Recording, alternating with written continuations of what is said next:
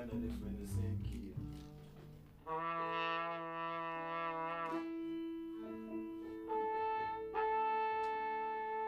Well, now we get the picture.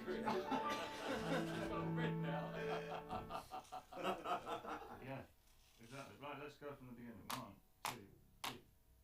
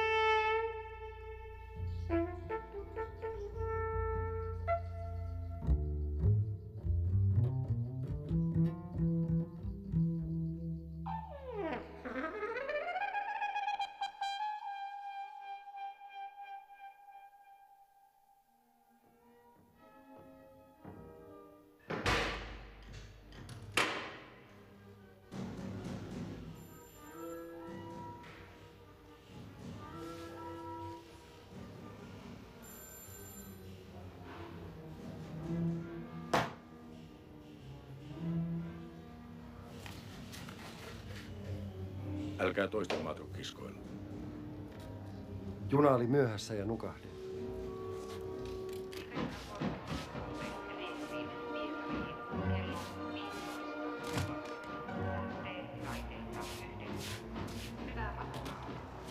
Milloin juna Moskovaan lähtee? Puolet.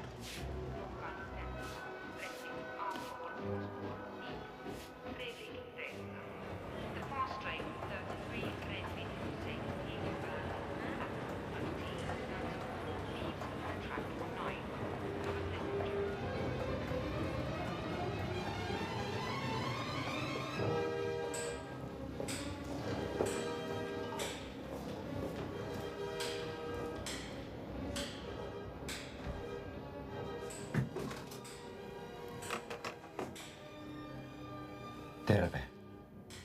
Et tullut töihin. En ehtinyt. Sain tarjouksen. Sinä. Siperiaan. Öljykentälle poraamaan. Entä tämä? Perustimme yhdessä. Voi myydä osuuteni, jos haluat. Tarvitsen rahaa matkaa varten. En voi maksaa paljon. On vähän kiire. Vai niin? En lähde yksin. Menen naimisiin. Hän ei tiedä sitä vielä. Jätät minut vastaamaan kaikesta. Intohimosi vuoksi. Rakkauden takia.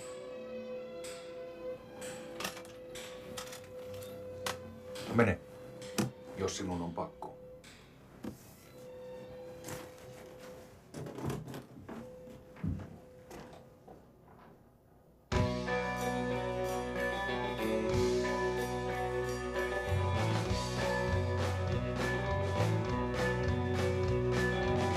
Thunder and lightning, oh so frightening.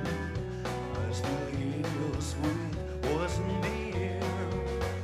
Feeling sorrow, there's no tomorrow. For our love goes here, won't be there.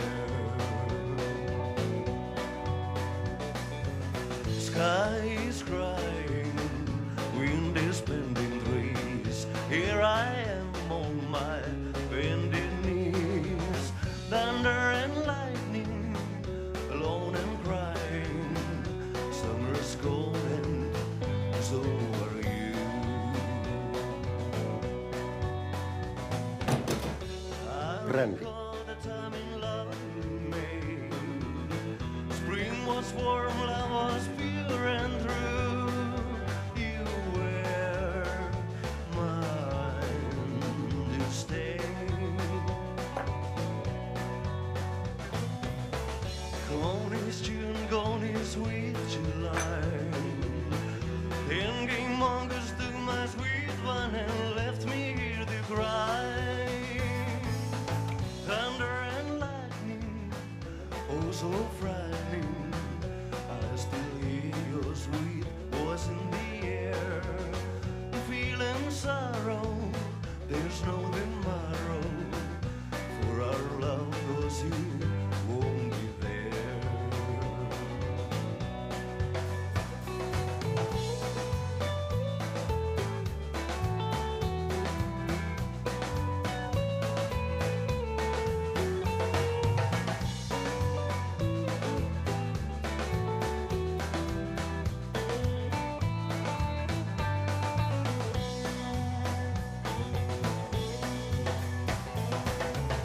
I recall the time in love we made.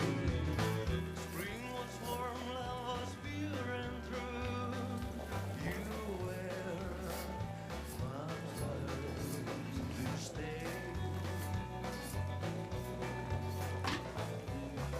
Gone is June, gone is sweet July. And came August to my sweet one and left me here to cry. Thunder and lightning, oh so frightening. I still hear your sweet voice in the air. Feeling sorrow, there's no tomorrow.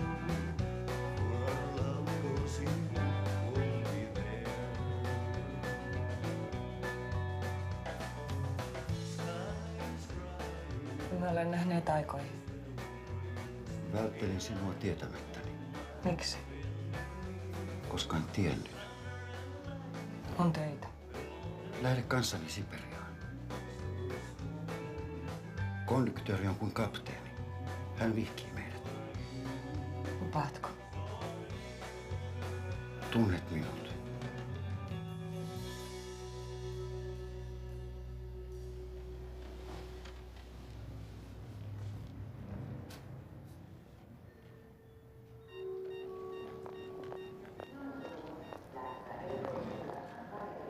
En lähde.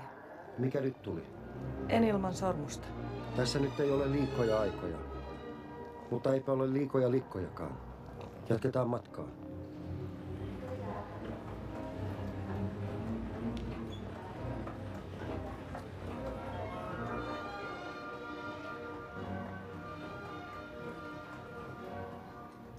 Kaksi. Hää vai kihla? Hää.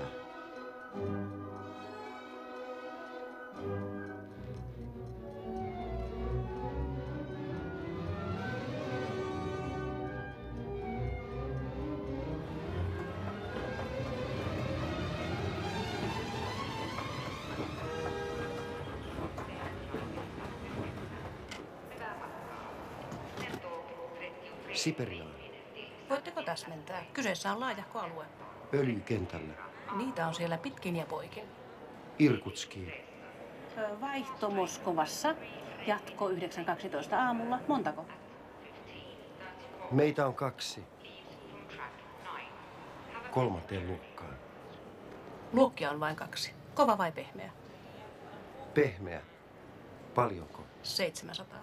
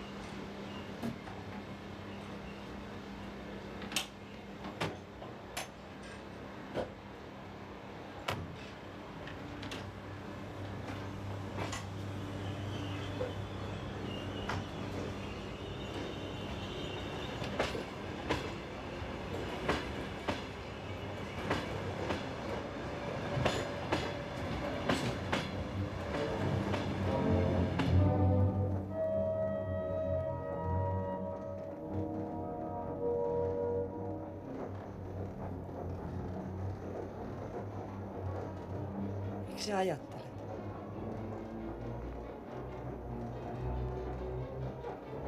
Etkö istahtaisi viereeni?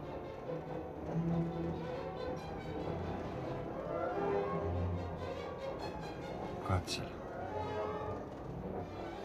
Mitä? Onko se vielä siellä? Mikä? Isänmaa.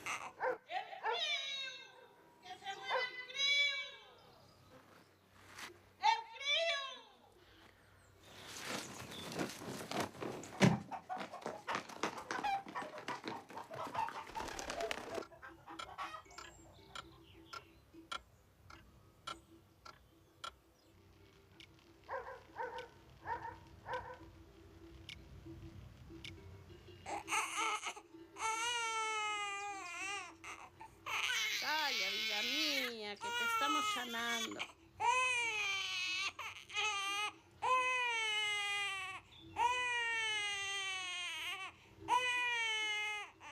Calla, precioso.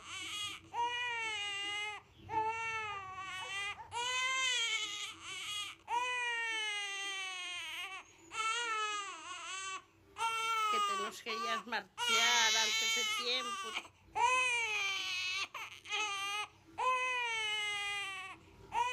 Las tijeras.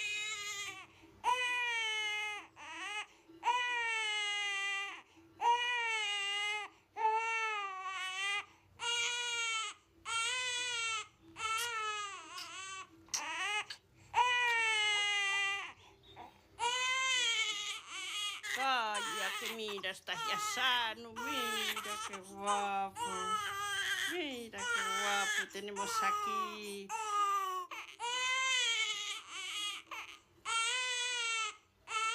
Aquí te entrego a tu hijo del alma. Luisín, ¿por qué te querías ir, eh? ¿Por qué? Mi rapaz.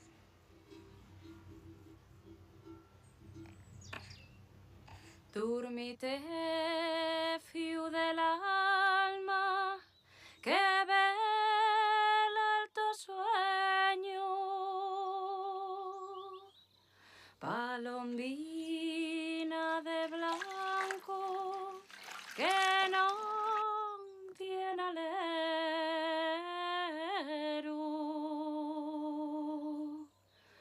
Agora no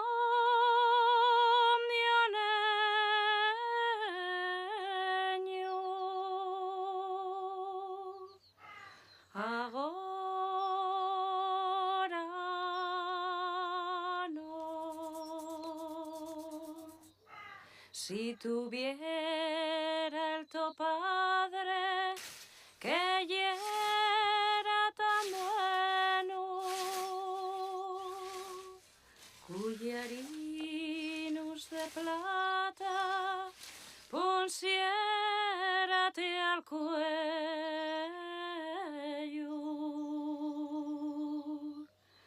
Agora no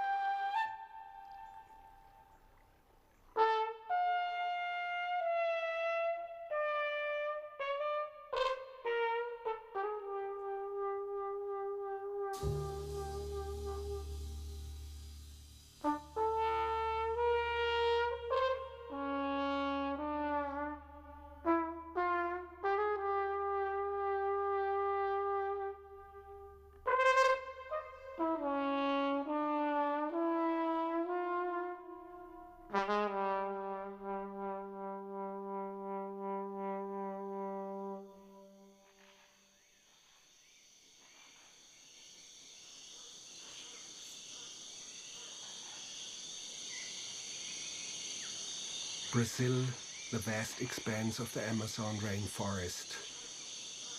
In the remotest parts of the jungle, a mysterious nomadic tribe, the Uruiu Wau-Waus, defended their territory against advancing settlers. In 1981, this last of the hidden tribes was finally contacted. This was probably the last event of its kind in human history. There are no more unknown places and unknown people left on this earth. Thousands of gold diggers were on the move. At that time, the Brazilian Indian Agency decided that it would be best if they made contact first. An expedition was sent out, accompanied by a British-Brazilian film crew. Weeks into their trek, they came across a recently abandoned camp.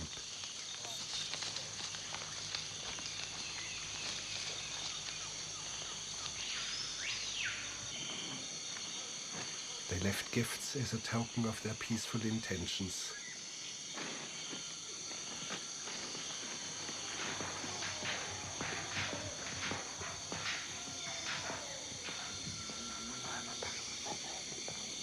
Suddenly, they realized that they were surrounded by the Uru'us.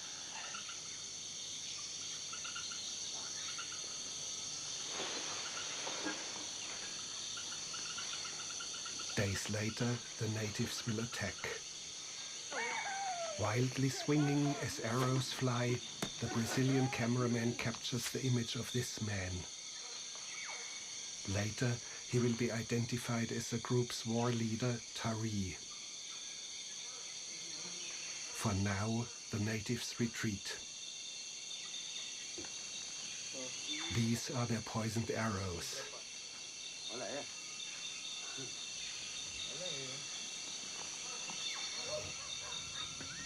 Weeks later, the Uru'us make their move. A hidden camera records the first contact.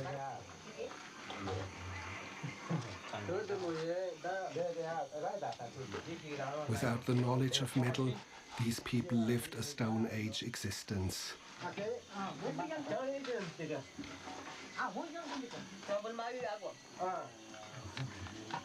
And here again is Tari, ever wary of an ambush.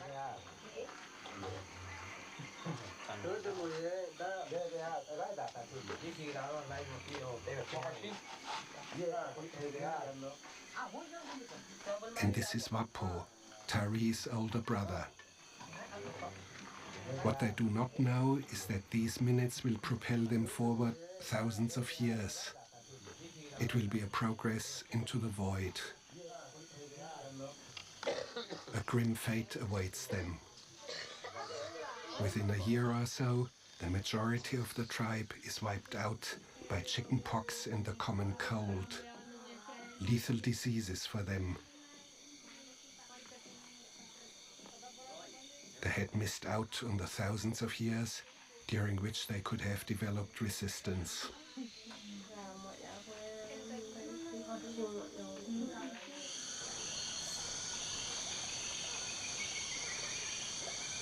"20 years later, we ventured out in search of some of the surviving Uru'us.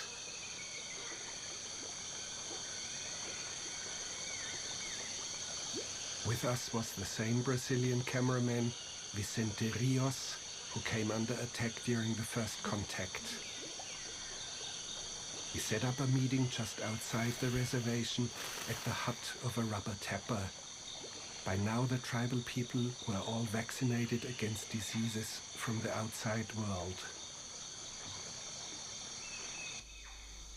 And this is Tari today.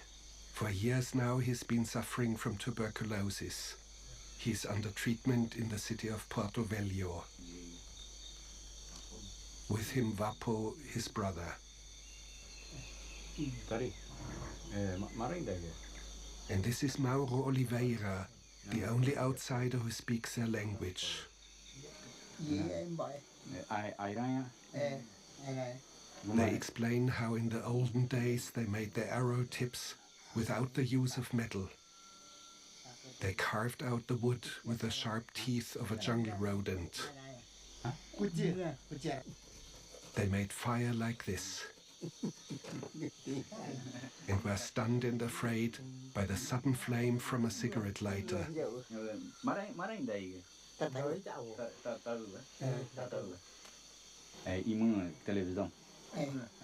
In the last few years, they have seen TV, automobiles, and large cities. They remain enigmatic about their reactions. Tari describes how once he even flew far off in an aeroplane for medical treatment.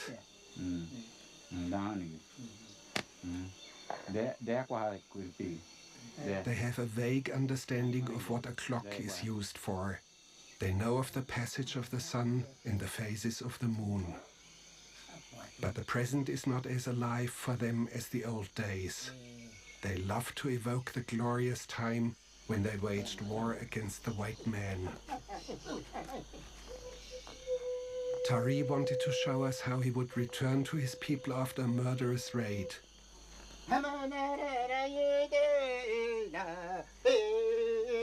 His chant is a ritual reenactment of how he shot a man and how the victim wailed.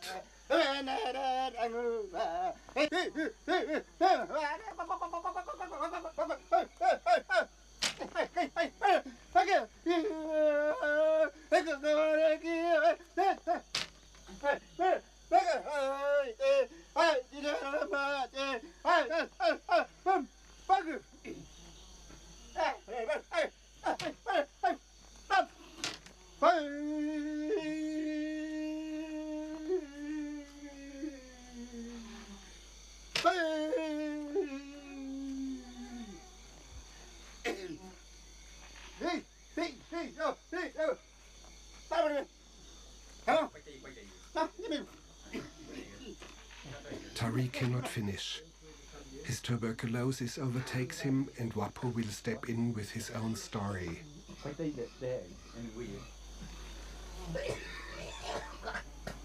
He will chant about his attack on 2 white settlers who built a hut encroaching on their territory. He shot them dead as they thatched the roof. Their child looked on. In invented Portuguese, he will mimic the cries of the child and the shouts of the men.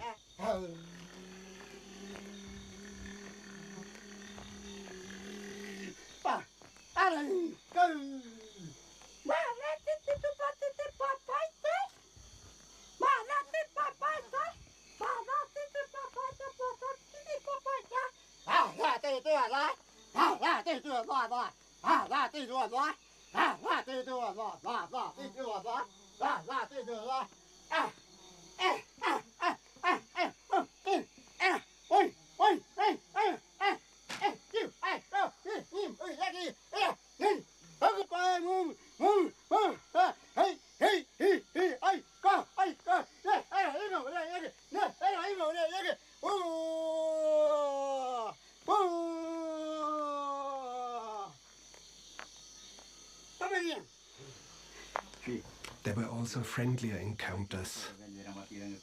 A few years ago, both men had sex with white women.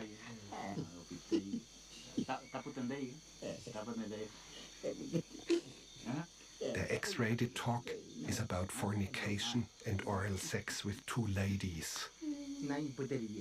Tari reports that they tasted salty.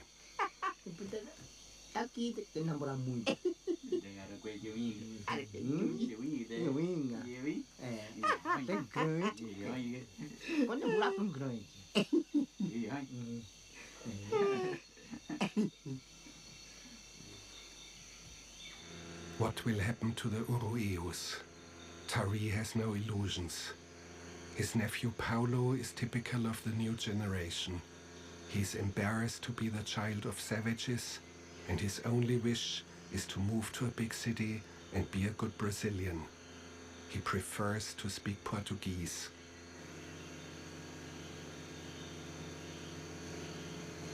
Tari's fate is not uncertain. He knows that time has run out on him and his tribe.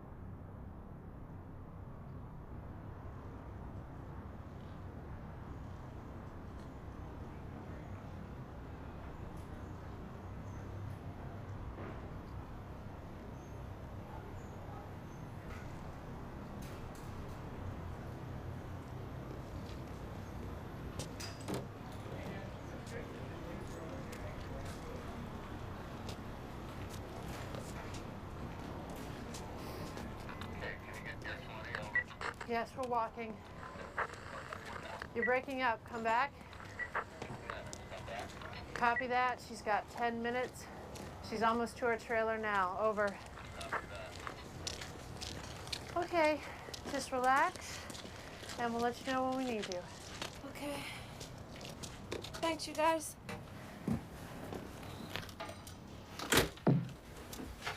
Hey, how you doing? All right. I just gotta get this goddamn heater switch fixed. I got it. There you go. All right. Should could have calmed down in a few seconds. Get a little warmer in here, I hope.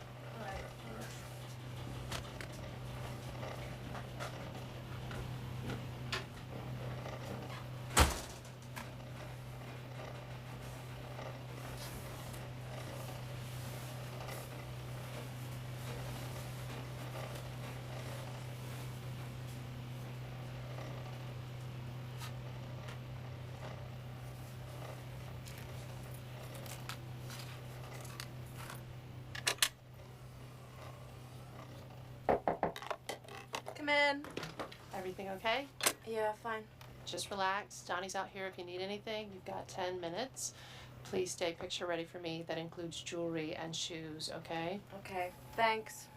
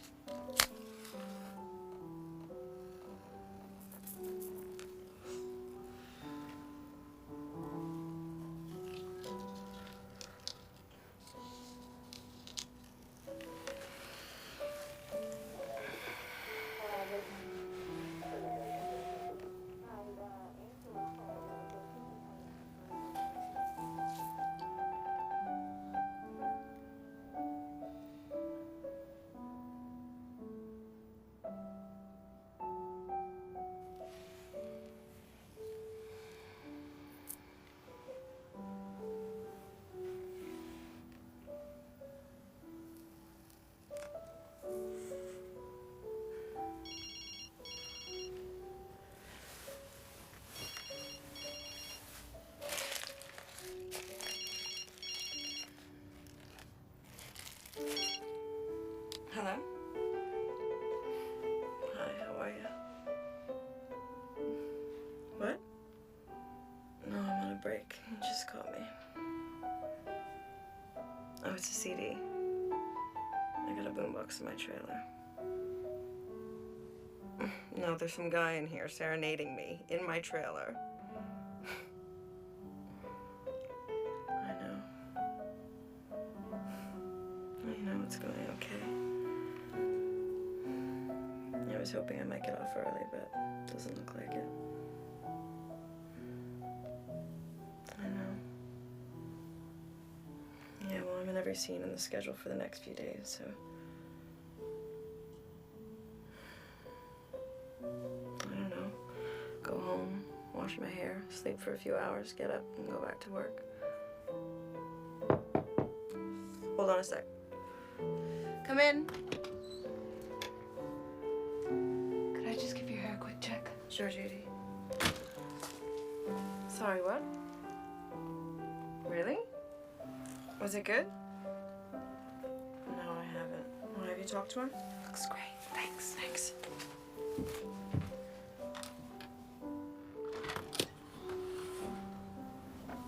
Yeah, I don't know.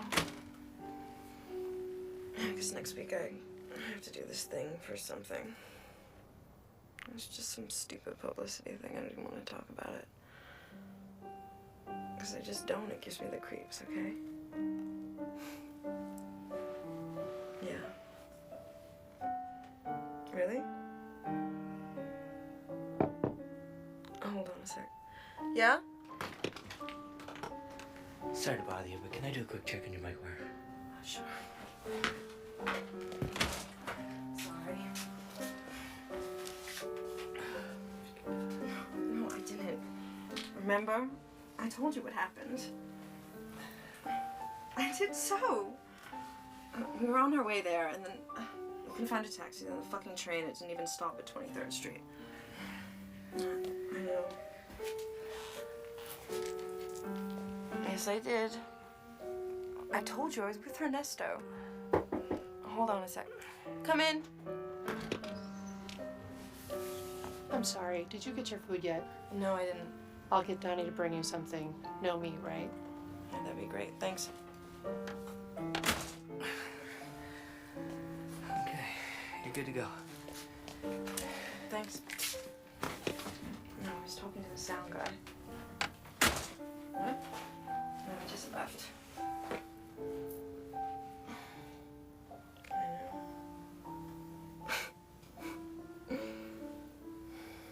Yeah, I don't know. Yeah. Really?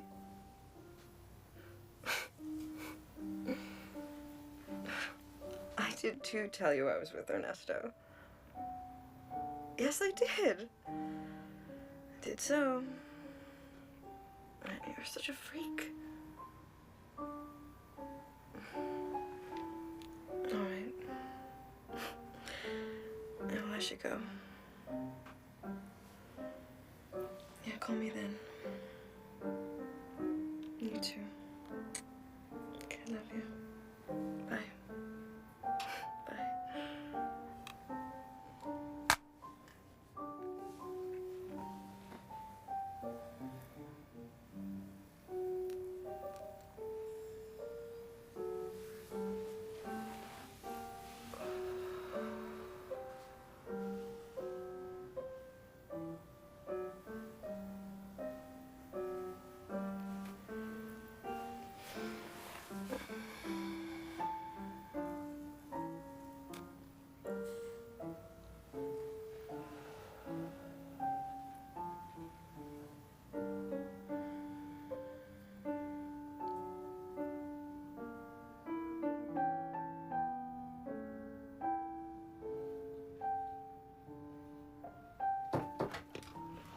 Yes?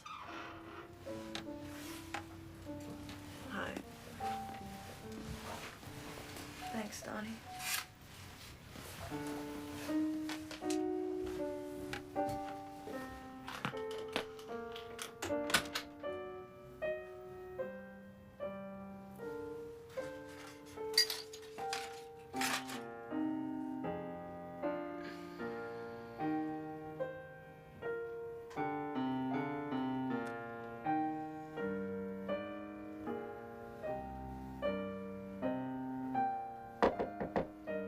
Yes, come in.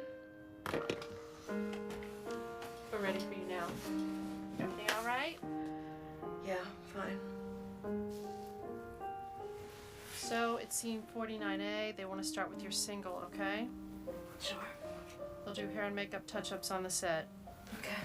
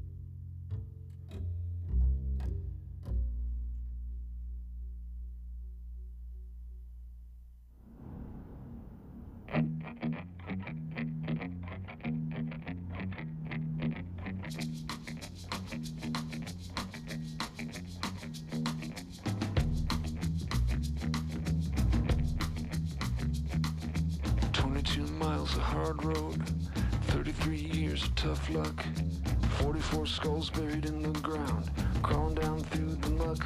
Oh yeah.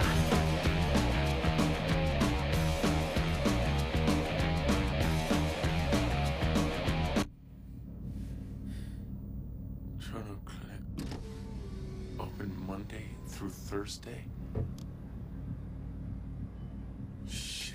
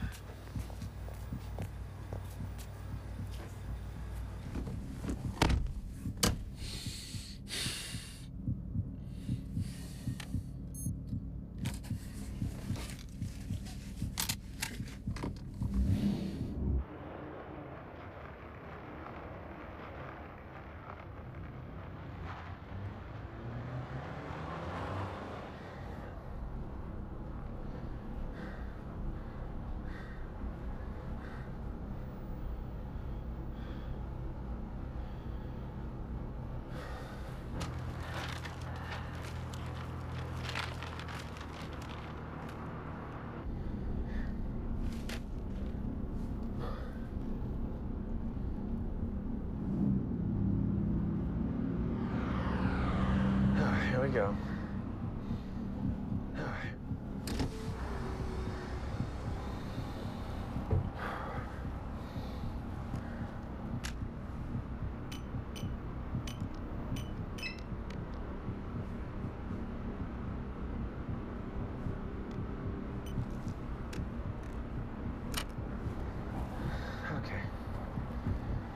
Okay, I can do this.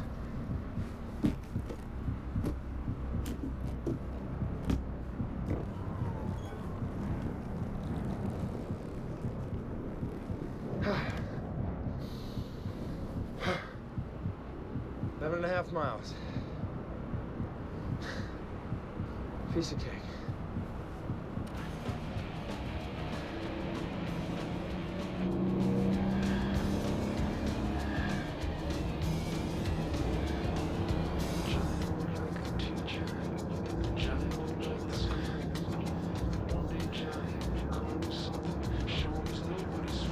Oh yeah!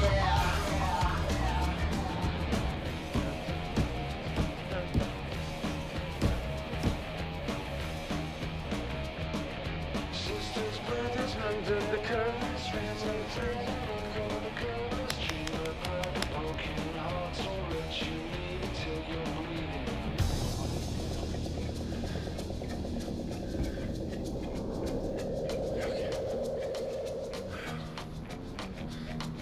Sally don't like her daddy.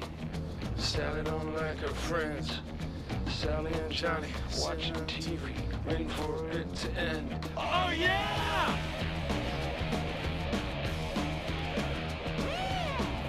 Woo! Sisters, brothers, big bad lovers, family affair down under the covers, dream apart, broken hearts, won't let you leave until you.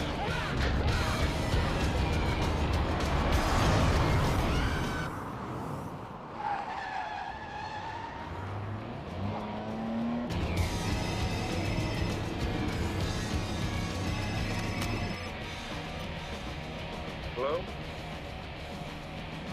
Thank God. Carol, how did you get... Never mind. Listen to me. Carol, listen to me. I'm on my way to a town called Ridgecrest. You need to call and find the number for the hospital in Ridgecrest. I have to go there because they're gonna have to pump my stomach or something. Carol?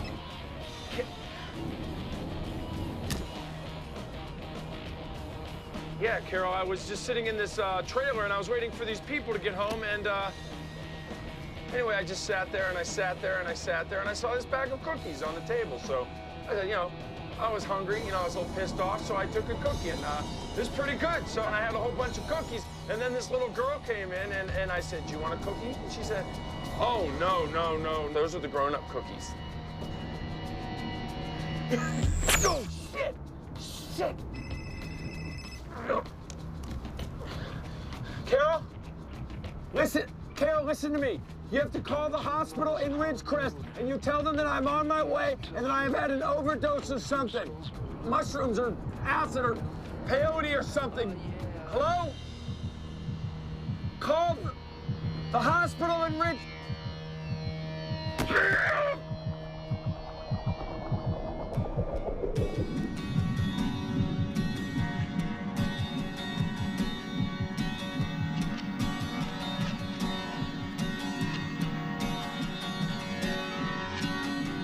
Woman driving, man sleeping,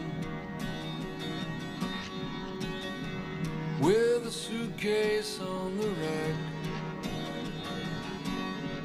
white lines shooting by on the pavement like the sky, looking straight ahead into the black. Woman driving, man sleeping, there's no radio to play, sitting with a map laying crumpled on her lap, looking for the toll money to pay.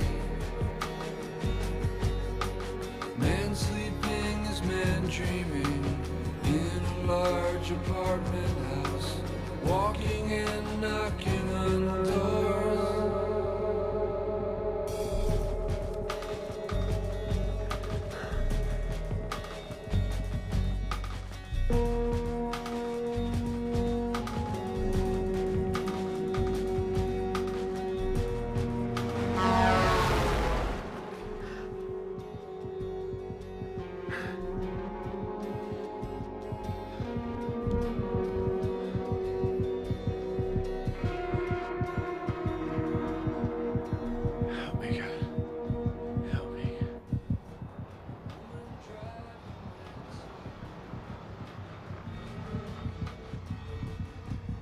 And all the other cars. Thank you. Searching in the black, never turning to look back. A little metal box under the stars. Man sleeping, man dreaming. There's a hospital in Ridgecrest. It's on China Lake South. Take me there. Please. Okay. Please try.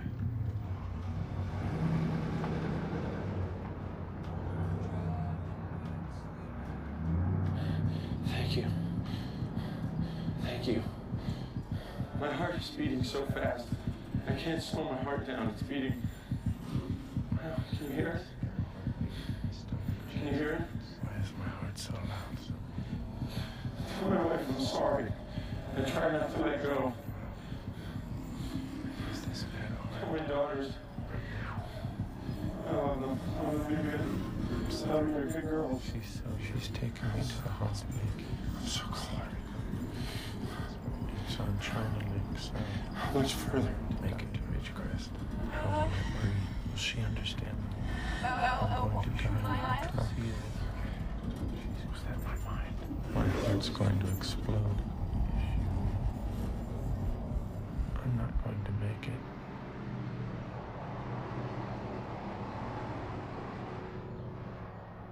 He doesn't look like he's gonna make it. Mom, it's so beautiful. If you could only see. There's no fear. Don't worry. Don't be sad. So much love.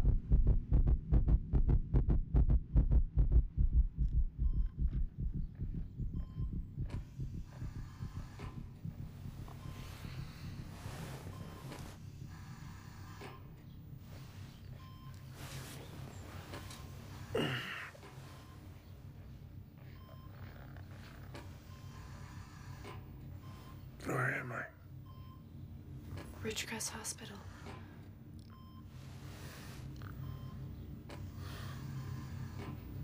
I called your wife. She's on her way. I told her that you're fine.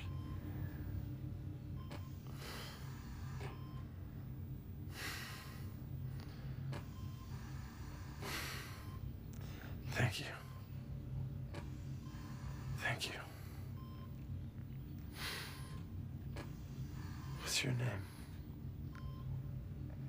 Kate. Kate.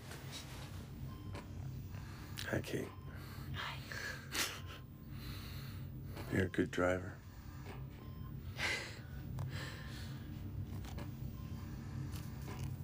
I just got my license a week ago.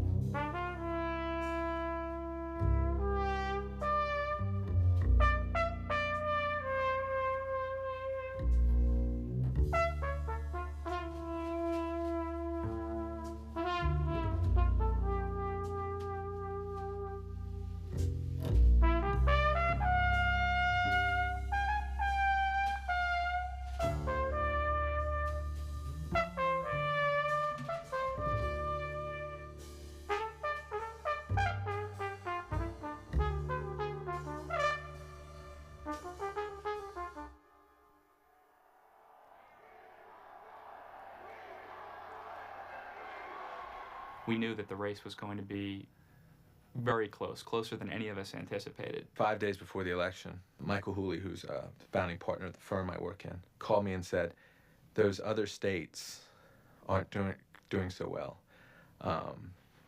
Now you actually have to win Florida. I had said in May at a meeting at the DNC that it was going to be as close as 1960, and we were going to have a long night. So on election day, when we saw our first exit poll numbers, we knew we were on the knife's edge at 270 electoral votes.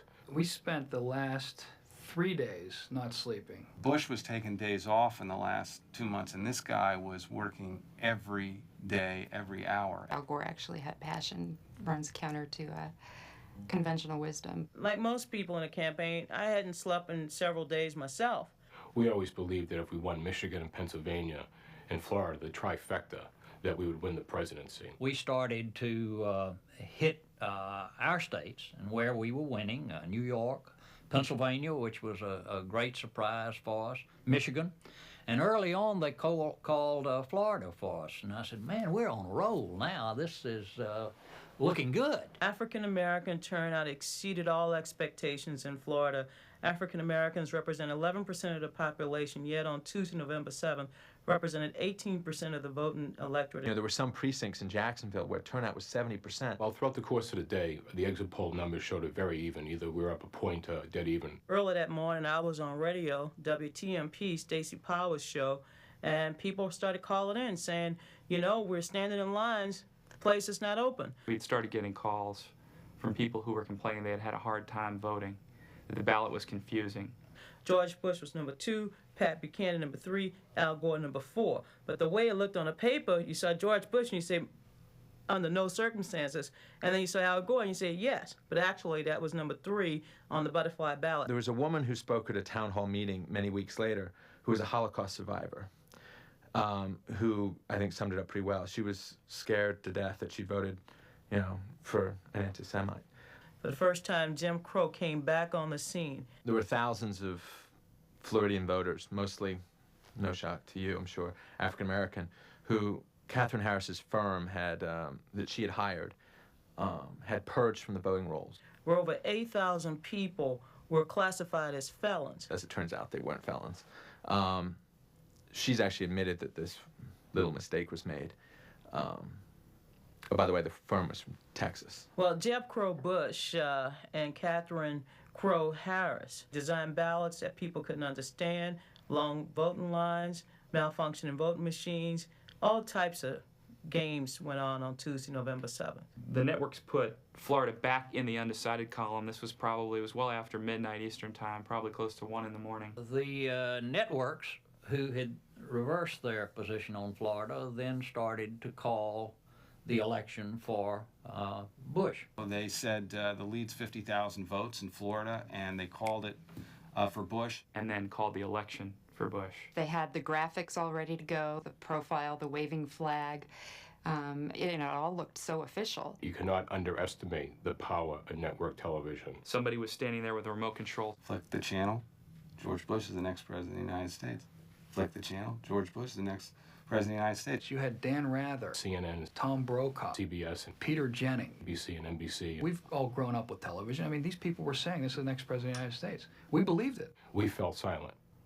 We probably had about 90 seconds of silence because we thought we were in the game. It was decided that there would need to be a concession. I remember the vice president very clearly saying, I need to talk to the governor myself. He went upstairs to call George Bush, and I sent an email to the staff back in the headquarters, never surrender. It's not over yet. I said, get me Nick Baldick on the phone. We got Nick on the line. We said, what are the numbers? And Nick Baldick said, the networks are wrong. The numbers we're seeing, this thing is going to be 1,000 votes either way. I was in the room with the vice president when he made the first call to Bush. Gore simply said, well, they can't say we didn't give him an exciting election. And he said, you know, take care. And he hung up the phone. And I think he sort of sighed. And then he said, you know, let's go. Then they show the limo, the motorcade, start driving towards War Memorial, I think it was, in Nashville. And we're on the phone with Nashville saying, what the hell's going on? Where's he going? This thing's too close. He can't concede. The Secret Service agent in my car turned to me and started offering his condolences to me. I remember thinking that I really didn't want to deal with that right now, so I just sort of stared out the window at the rain. Reporters are the chattiest people you will ever put in a motorcade van, and it was deadly quiet. Total silence. I started to pray. Everybody's, you know, pretty devastated. Nobody was talking in our van. Not one word was spoken by anyone in the vehicle. Like a funeral procession? Yeah, you got it, pal. We got a couple more calls from Nashville. And we said, look, you know, we're sticking by our earlier prediction. This thing is coming down to a razor-thin margin. At that point, I placed a couple of calls to try to get a hold of a couple of the senior staff people.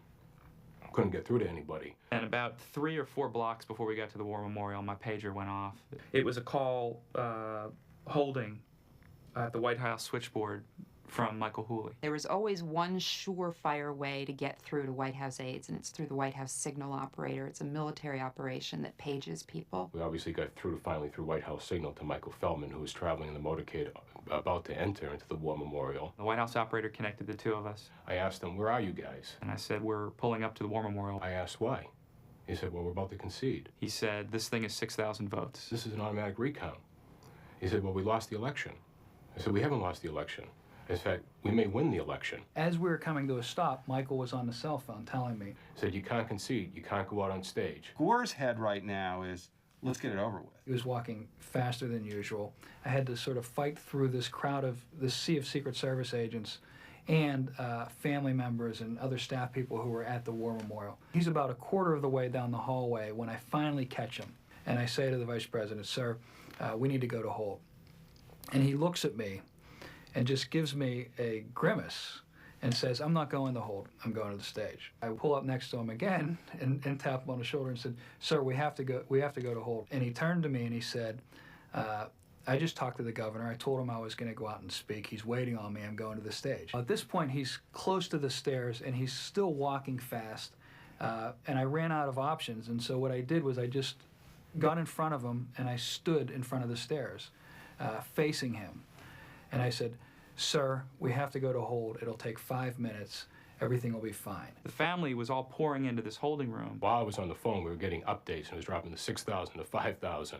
Daley actually put his arm around the vice president and about 3 or 4 feet from me and whispered that this thing was now 6,000 votes. And at that point, I had Michael on the phone. By the time the vice president walked in the room, it was down to 600 votes. I just remember very vividly him saying, really? Somebody said, well, what do we do now? There's no way he could go out and concede the election. He had to call Bush back. He got him on the phone and said, Governor, things are not as we thought they were. The governor on the other end explained that, well, my brother, the governor, says. Bush said, well, I don't think your little brother has the final say in this. Bush said something probably not too agreeable. And that's when he delivered the famous line, well, you don't have to get snippy about it. Well, you don't have to get snippy about this. And everybody in the room just broke up. He hung up the phone. And when he did, the whole room just burst into shouts. High-fiving. Screaming, basically.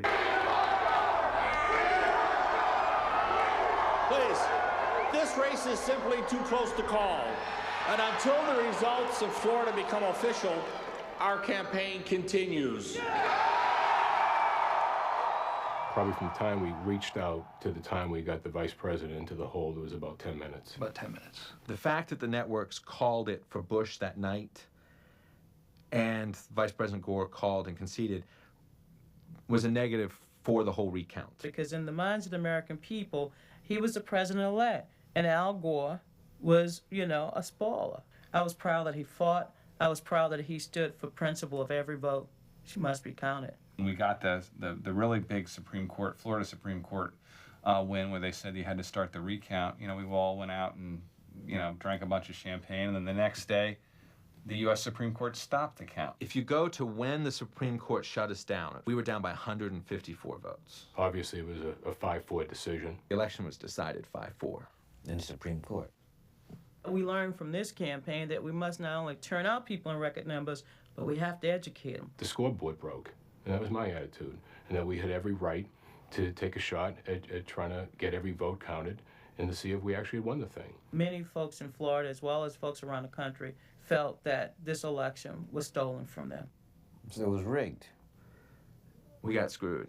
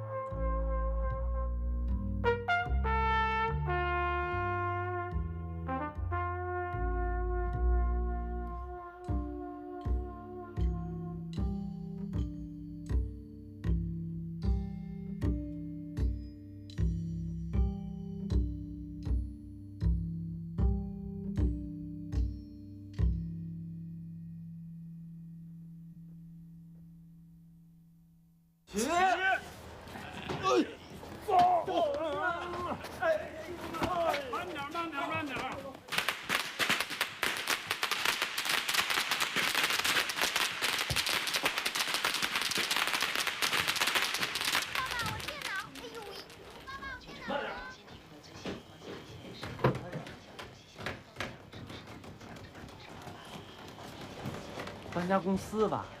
啊。你家能帮着搬搬吗？行啊，给钱的活都干。给钱，给钱。住哪儿啊您？我们家住胡同，百货深处胡同。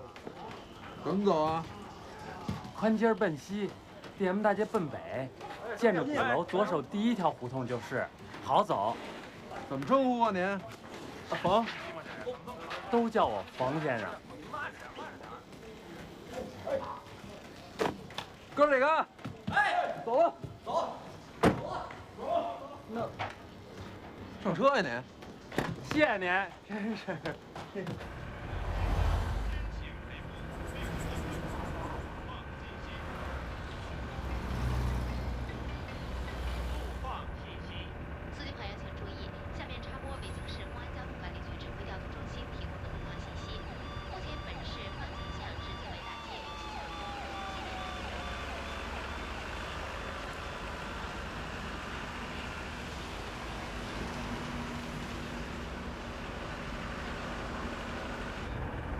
嘿，别把您那头摊上去啊！我让警察瞧见了，这不给我找事儿吗？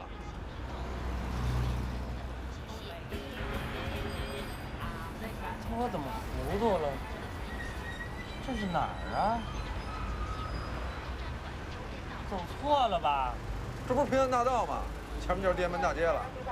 平安这口是北京人呐，怎么这儿长宽成平安大道都不知道啊？哼，如今就这老北京才在北京迷路呢。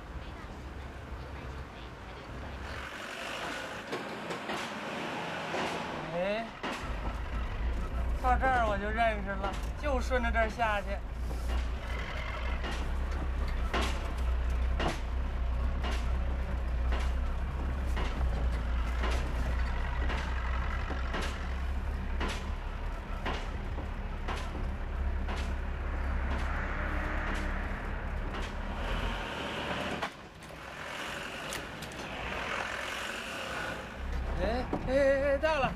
到了，前面就是。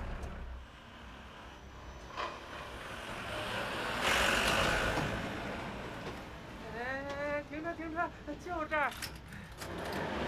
到了。哎呦，这就是百货深处。哎，哪儿呢？这儿啊。进了胡同口啊，第一个门就是。这是我们家影呗，这是我们家院子，2进的院子。几位，赶紧搬吧。你丫算谁呢？这么大岁数了。哎，你们怎么走了？家还没搬呢，先帮我搬了家。怎么走了？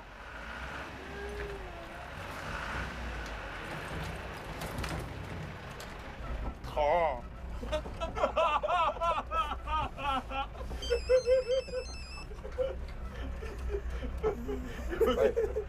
哪儿呢？条儿深处。大槐树那儿吧？啊。这2天啊，老有一人缠着让咱们给他搬家。那天小六子跟他去了，一看什么都没有，差点抽他。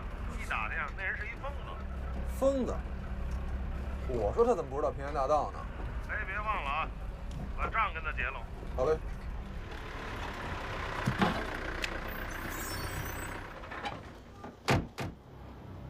冯先生，您跟我们回去吧。再说了，我们这趟也不能白跑啊，出了车您得给钱啊。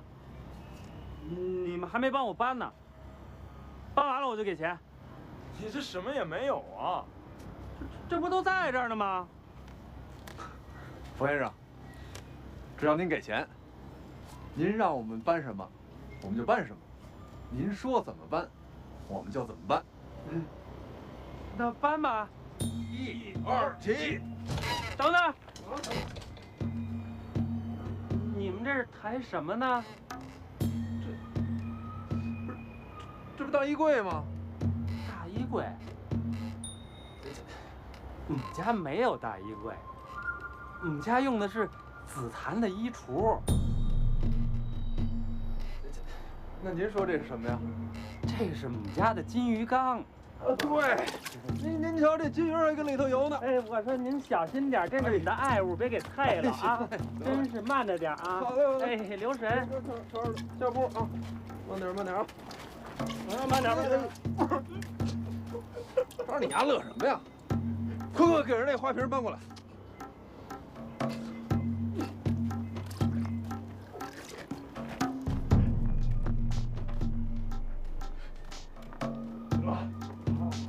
等等，我说，花瓶怎么会在这儿呢？花瓶怎么能在这儿呢？哎，它花瓶应该在哪儿啊？我哪知道啊？应该在堂屋，应该在堂屋的条案上啊。哦，在那儿。哎，在那儿。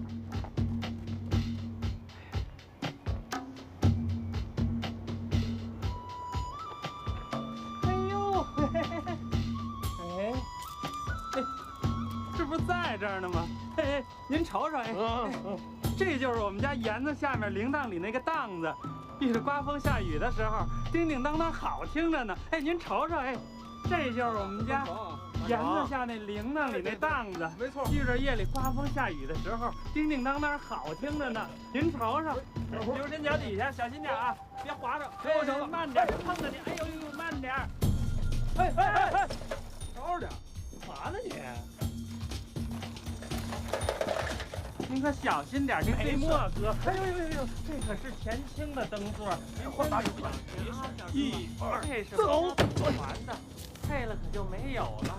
哎，火呢？真是让您费心了。您，哎你，啊。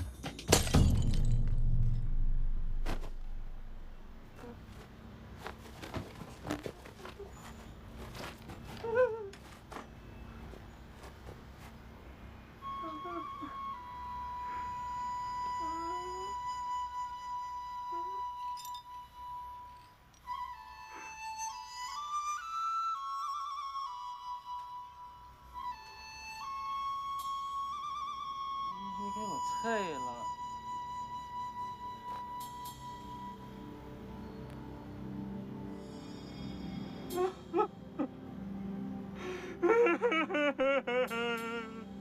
你给我啐了。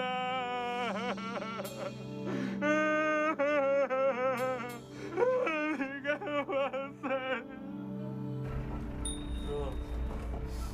您钱。刚才不是把您灯啐了，这就算我们赔您了。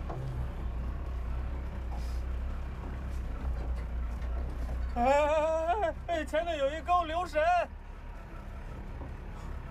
您什么都知道。真有一沟，让土给盖着了。哎呦！你看，真是，我说这儿有一沟吧。哎呦，真是陷进去了。哎呦！